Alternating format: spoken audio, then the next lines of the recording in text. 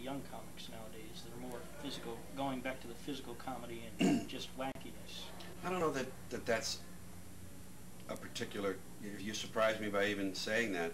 You must have someone in mind. I'm not. Well, people like the Kids in the Hall. They were more zany. Yeah. Well, so it's like sketch comedy, like Monty Python with their own particular twist.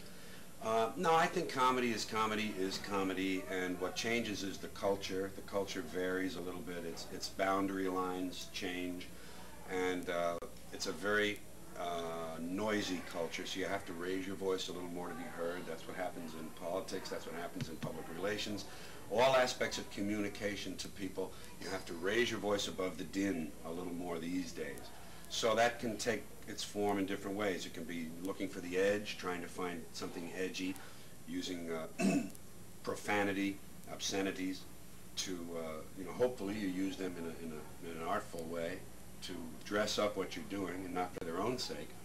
But that's all that changes, I think. The culture changes. Comedy is still comedy, and it'll just represent what people are doing and thinking the same. Back in the 70s, you had the 5 words you can't say on radio. Seven.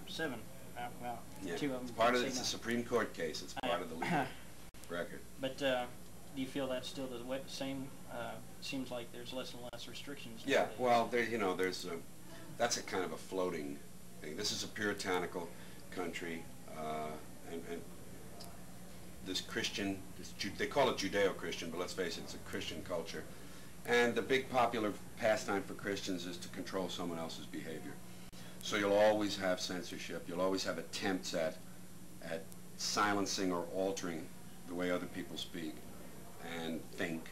That's the important thing. See, if you can change people's language, you can change the way they think, because you think in words. So that's the dangerous part.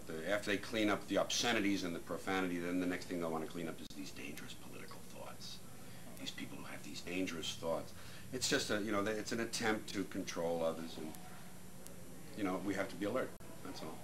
When you look back on some of your old comedy and see that wily young man with the full head of hair. Mm-hmm. Yeah, sure. Most of it in front rather than in back. Yeah. Do you see anything and you say, man, who was that guy?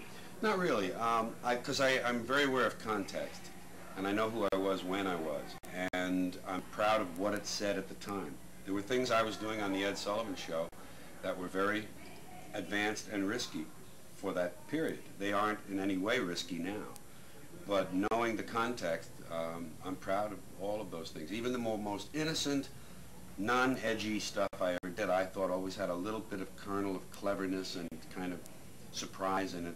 That made me proud. Like the Indian Sergeant. Yeah, right, fish out of water. That was one of my favorite. All the tall guys over by the trees, fat guys down behind the rocks, and you with the beads out of line.